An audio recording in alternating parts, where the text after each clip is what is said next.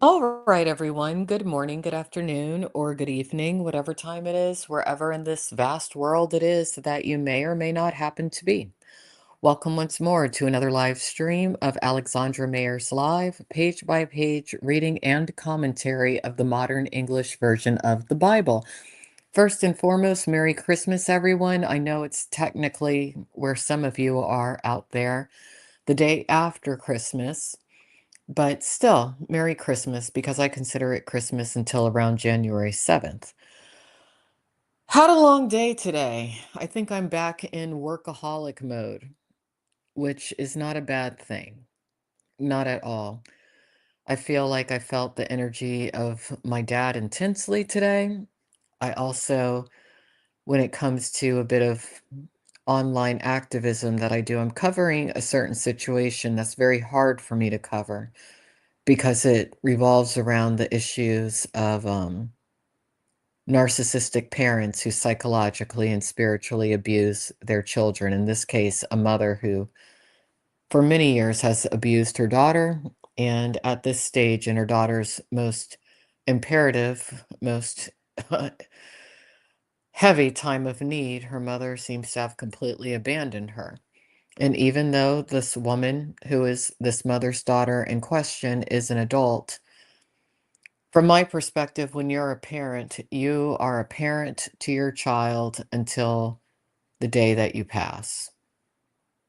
That's how I feel. I feel like we're living in a time and an age to where a lot of people too readily throw away their children and show indifference toward them, even when they're adults. And I know some people think, oh, when a person's an adult, they should be able to stand on their own 2 feet. Sometimes people can't. And that's the reality. And if you create a life in this world, you're obligated to look out for it. But we're going to go back into the second book of Samuel, chapter 19, which kind of has to do with what's really hard for me to cover as an independent investigative blogger right now. We're still in the story of David, and in chapter 18 of the second book of Samuel, we left off with David grieving for his son Absalom.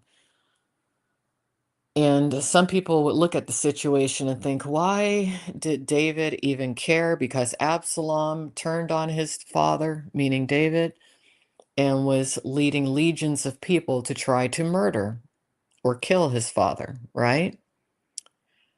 But David didn't want his son to die. David probably felt like, hey, maybe I can talk to my son. If only my army, my men would just bring him to me, maybe me and my son could work it out, right? But that didn't happen.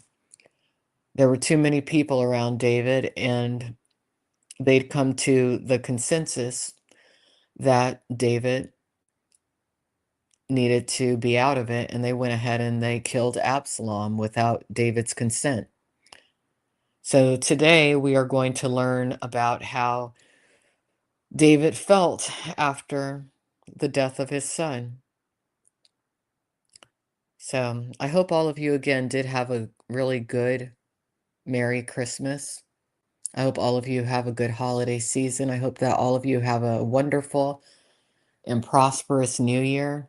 But I'll be around. I'll answer questions from the chat upon the conclusion of this reading. It was told to Job, behold, the king is weeping and mourning for Absalom. The victory that day was turned into mourning for all of the people. For the people heard that day, the king is grieving for his son. So the people entered the city by stealth that day, as a people who have been disgraced steal away when they flee from battle. The king covered his face and called with a loud voice, my son Absalom, my son, my son. Then Joab came to the king in his house and said, today you have shamed the faces of all your servants who have saved your life today, as well as the lives of your sons and daughters, the lives of your wives, the lives of your concubines by loving those who hated you and hating those who love you. Mm. This is interesting to me because some people have questioned recently when it comes to a woman who says some horrific, horrific, horrific things about me, my family, my recently passed father. Some people have questioned me. Why are you looking out for her at this stage? Why are you forgiving her? And I'll tell you all why right now, because I know a lot of you are listening to me for the wrong reasons. You found this channel from the channel that I'm covering, what I'm referring to you on. The reason that I did was because my dearly departed father came to me in a dream and basically told me that I, number one, need to do the right thing. Number two, I need to remember how kind he was to his enemies when he was alive. And number three, because I'm better than my enemies, and I am better than people who have attacked me unjustly. And I need to set a good example for others. When it comes to this particular young woman who is in a really bad situation in her life right now, ironically, she's streaming a lot of it because she does want the public to see. I think specifically she wants her family to see, and I'm going to make sure that they do see. But when I think about her situation, I completely blame her parents. I completely blame her mother, her stepfather, and her biological father for not having loved her enough. Because if they had loved her more and she loved herself more and she respected herself more, she would treat others better and she wouldn't be in this situation. So I want her parents to take accountability, and they will. But it's interesting that I'm reading this right now because I can directly relate to this situation. You have shown today that commanders and servants are nothing to you. I know that if Absalom were alive instead today, and all of us were dead, then this would be right in your eyes. Now go out and speak reassuringly to your servants, for I swear by the Lord that if you do not go out, no man will stay with you this night. And this will be worse for you than any calamity that has come against you from your youth until now. And keep in mind, this is the same David who saved his people by killing Goliath, the Philistine. But there's something about this particular group of people, these Israelites, nothing is good enough for them. Not only have they in the Old Testament gone against David, they've gone against God himself. It's never been good enough. And that's why if you hear the call of the Lord, the call of God, you out there really need to listen and do as you're called to do and not worry about what anyone else thinks or says. That has been such a problem throughout my life. Throughout my life, I have heard the call, especially as I've gotten older, and I've listened to the wrong people.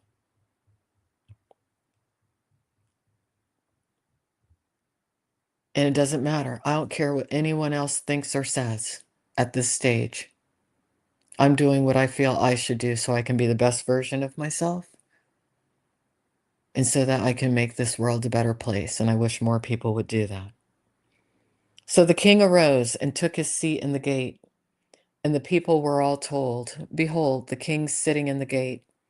So all the people came before the king, but the Israelites had fled, each to his tent. David returns to Jerusalem. Now all of the people began to quarrel throughout the tribes of Israel, saying, "The king delivered us from the hand of our enemies, and he saved us from the hand of the Philistines. But now he has fled from the land on account of Absalom. But Absalom, whom we anointed over us, has died in battle. Now why are you idle to bring back the king?" Then David sent word to Zadok and Abiathar, the priest, saying, "Speak to the elders of Israel, saying, Why are you last to bring the king back to his house when the word of all Israel has come to the king, to his house? You are my brother. You are my bone and flesh. Why are you last to bring back the king? Say to Amasa, are you not my bone and my flesh? May God do to me, and more so, if you are not commander of the army before me from now on the place of Joab. He swayed the heart of every man of Judah as though they were one man, and they sent a message to the king. Return, you and all of your servants.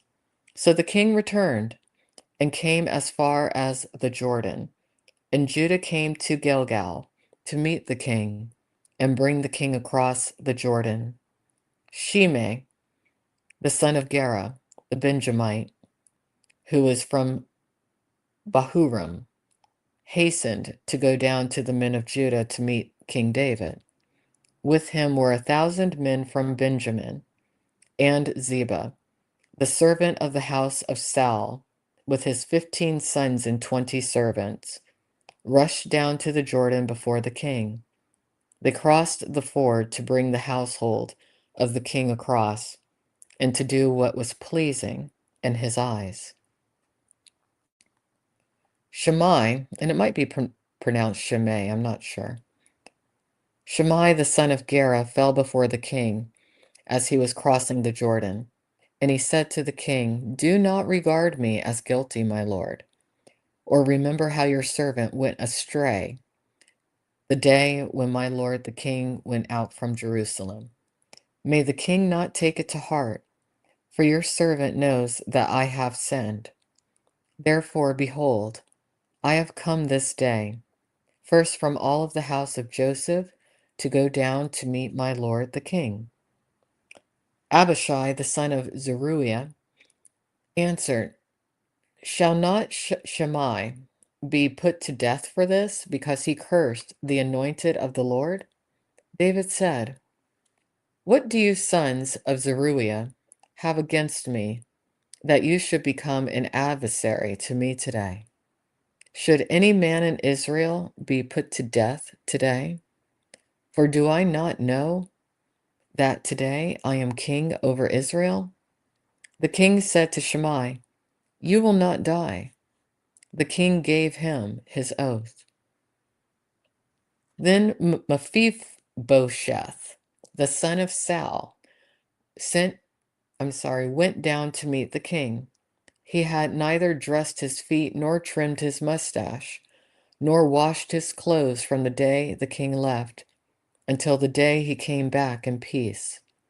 When he came from Jerusalem to meet the king said to him, why did you not go with me? Mephibosheth, I have a hard time pronouncing that. He said, my lord, O king, my servant deceived me. For your servant said, I will saddle the mule for myself in order to ride on it and go with the king, because your servant is lame. But he has slandered your servant to my lord the king. Still, my lord the king is as the angel of God. So do what seems best to you. For all my father's house were but dead men before my lord the king. Yet you set your servant among those who eat at your table. What right do I have to cry out any more to the king?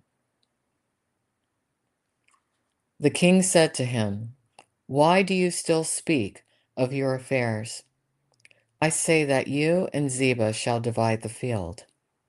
Mephibosheth said to the king, let him take even everything, since my lord the king has come safely to his house.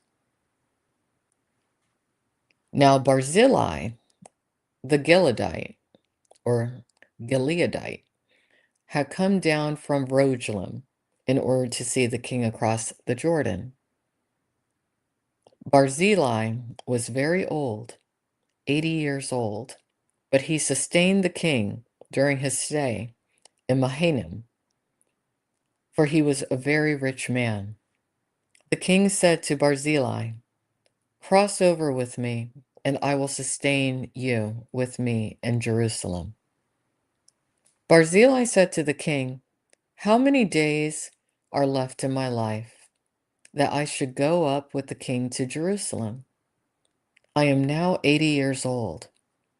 Can I discern what is pleasant from what is harmful? Can your servant taste what I eat and what I drink?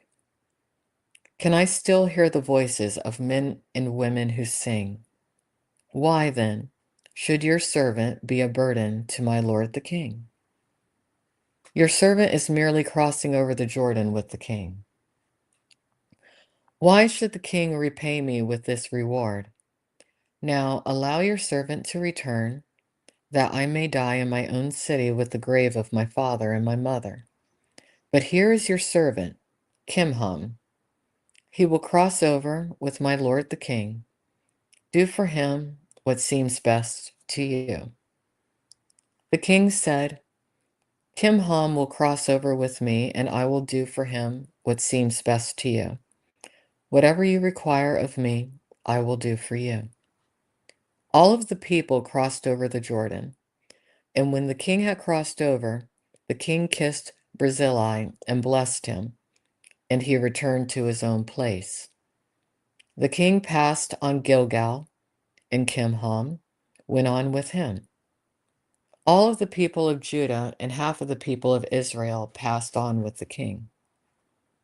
Now all of the men of Israel were coming to the king and said to the king, "Why have our brothers, the men of Judah, stolen you away and brought the king and his household across the Jordan, and all of the men of David with him?"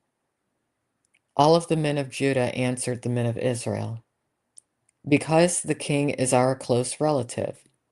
Why are you angry over this matter? Have we eaten at all the king's expense? Has he given any gift to us?" And the men of Israel answered the men of Judah and said, "We have 10 shares in the king, therefore we also have more claim on David than you. Why did you treat us with contempt? Were we not the first to advise bringing back our king?" But the words of the men of Judah were harsher than the words of the men of Israel. Interesting. So, even though it's technically tomorrow where many of you are, the next reading will go into Sheba rebels against David. That will be chapter 20 of the second book of Samuel. And then we'll go into David's officials. Now I'm going to go ahead and look at the chat, see what any of you have to say. And shortly after this audio-only live stream, I'm going to go back over to another channel that I operate and go over some footage that somebody has tried to hide tonight, because I do believe that the woman who is the daughter of a very thoughtless and terrible mother, from my perspective, I think that this particular woman who's the daughter is in pretty bad danger right now. So I want to make sure that pieces of that footage is out there so that some really negative and downright evil people who are surrounding her, if worse comes to worse, they have to take some accountability. But anyway, someone asks me, have I ever been married? Yes, I was married once when I was very young, early 20s. I wound up getting divorced. I'm glad that I experienced marriage when I did. He was everything that I wanted at that time in my life. I did love him. He mistreated me and expected that I would accept it. I chose not to because I love myself more than I loved him. Merry Christmas to you also. All right. So we have a crossover from the project that I was referring to that is something that's very difficult for me to cover, but I will address you because at this point, I do know who you are. Is blaming parents a Christian thing? Should we not honor our parents? Well, first and foremost, I'm not a perfect Christian, and God forgives. But the Bible talks extensively about not harming children. And when the woman in question, who I'm very concerned about, was a child, she was severely harmed. To my knowledge, psychologically, mentally, and spiritually. I do not know if she was harmed physically. But what I do know is just as we should honor our mother and father, mothers and fathers should honor and protect their children, not harm or abuse their children. The New Testament talks a lot about that, but I'm not to the New Testament yet. I'm in the Old Testament still. Just because somebody becomes a parent, they should not be by default deified or viewed as though they can do no wrong. A lot of mothers are horrific to their children. A lot of fathers are horrific to their children too. And when that occurs, as a Christian, those parents need to be called out, and those parents need to take accountability for having abused their children. That's my perspective. If you disagree with my actions or my thoughts, that's your free will. Absolutely. If you feel that you need to call law enforcement in regards to me, by all means do so. Tons of people have made false police reports about me, you know. If you feel the need to physically take me out, you can make the attempt. In 2026, you'll have more than ample opportunity. And as many know, this year, I had 4 different individuals threaten to physically harm and kill me. So you can try. I find it strange that so many of you are so invested in seeing this particular woman that I'm referring to possibly die on the street. It's beyond strange, it's evil. And I am convinced that there is some sort of a literal death cult attached to quite a few of the IRL communities that have the agenda of not only taking a person down by negatively impacting their life through trolling, stalking, organized stalking, targeted harassment, various criminal activities. I think some of you are so sick that you want to see someone that you've watched for years that perhaps you're jealous of, envious of, or hate for other reasons actually die. People were doing that in the Bible. It's called gang stalking. And Jesus Christ was one of the first gang stalking victims. And God wants us to know about gang stalking. How do I know this?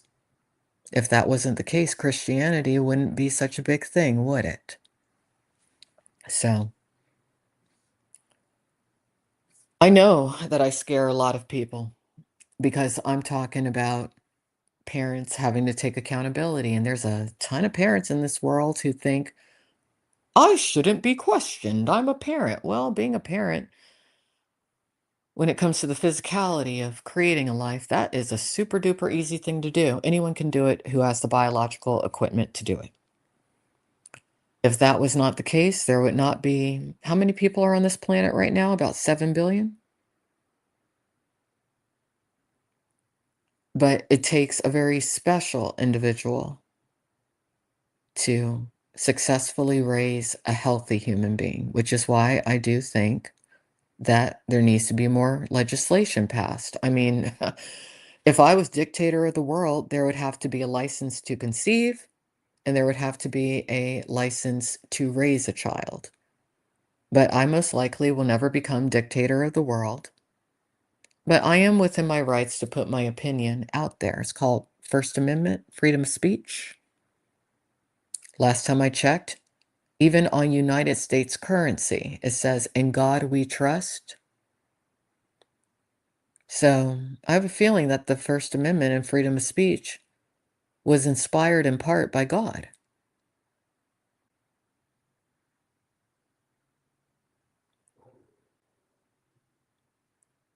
Some of you do need to think not only about what you're doing, but you need to think about the direction that this world is going in. But attacking me isn't really going to get you much of anywhere. And some of you attacking me and threatening to kill me is going to follow you and your families indefinitely. So carry on. I'm going to go ahead and get going because I do want to present some footage that I think is imperative when it comes to the well-being of this particular woman that I'm concerned about. And I do understand that a lot of you are like, how in the world can you be concerned about somebody who has been so horrific to you? Again, because I don't feel that she's number one in her right mind, and I don't think that she was raised right. And being that she was not raised right, I'm blaming who raised her. I think a lot of people need to start looking at where sources stem from instead of so much the source itself. Because if you look at where somebody comes from who's doing something horrible, that usually gives you the answer as to why that person does something horrible. So take care. Have a good one. And going forward, there's very few posts that I'm going to delete because I consider it evidence. And when it comes to this particular woman that I'm concerned about, every post, be it in a chat, a comment, or elsewhere that I receive, it's all going to go on a website that those who raised her will never be able to escape. Because should the unspeakable happen to that young woman, I am not going to allow the people who raised her to pretend that they did not know the extent of the mess that they not only created, but that they discarded. It's about accountability. Have a good night, and thank you for listening.